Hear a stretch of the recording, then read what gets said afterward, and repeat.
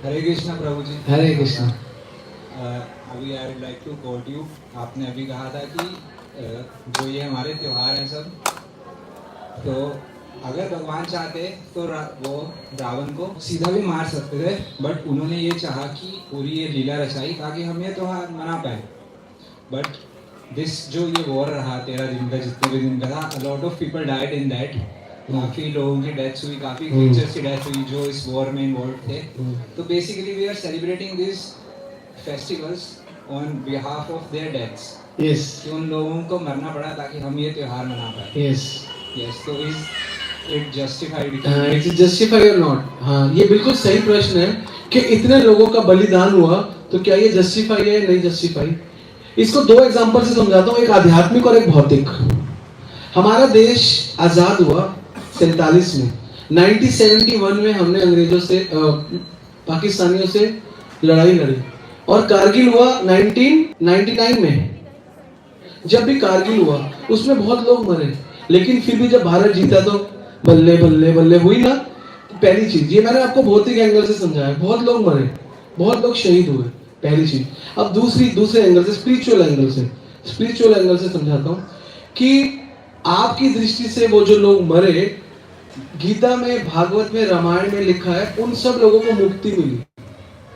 और इस जन्म बार बार माँ के पेट में पैदा होने से अच्छा है आपको भगवान के धाम में स्थान मिल रहा है, मुक्ति मिल रही है, स्पिरिचुअल बेनिफिट। भगवान अर्जुन को कहते हैं निमित मात्र तो सर्वे साची। अर्जुन, मैं इन सबको पहले ही मार चुका हूं। और वैसे भी बेटा एक चीज याद रखो, मरना सबको है। अच्छा मरना इंपॉर्टेंट है, अच्छा जीना इंपॉर्टेंट नहीं है। भक्ति का मतलब है the way to learn how to die, the best way to how to die.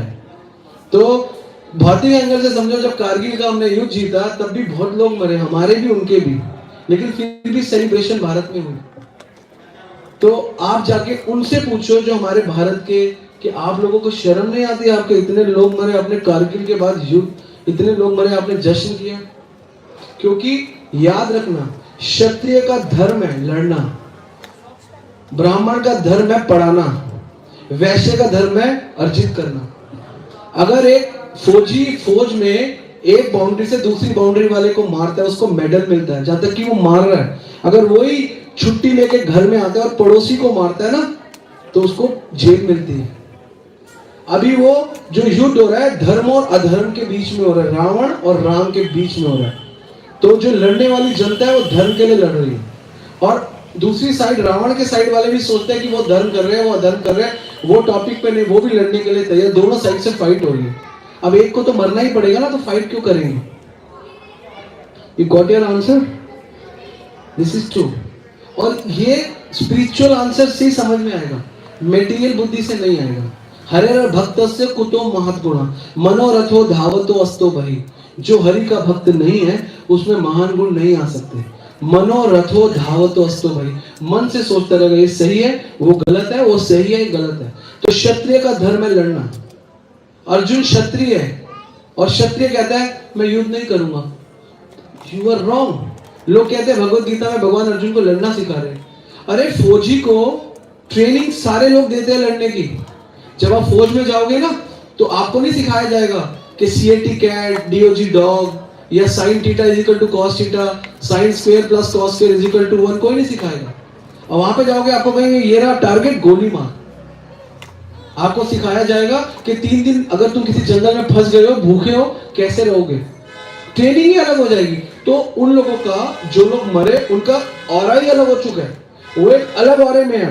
वो क्षत्रिय है, वो फौजी है। उनको फौज की दृष्टि से देखो।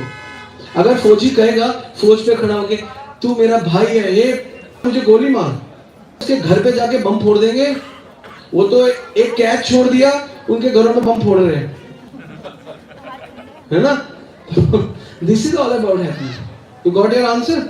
रेलेवेंट है, समझ में आया, घुस गया? Very nice, very good.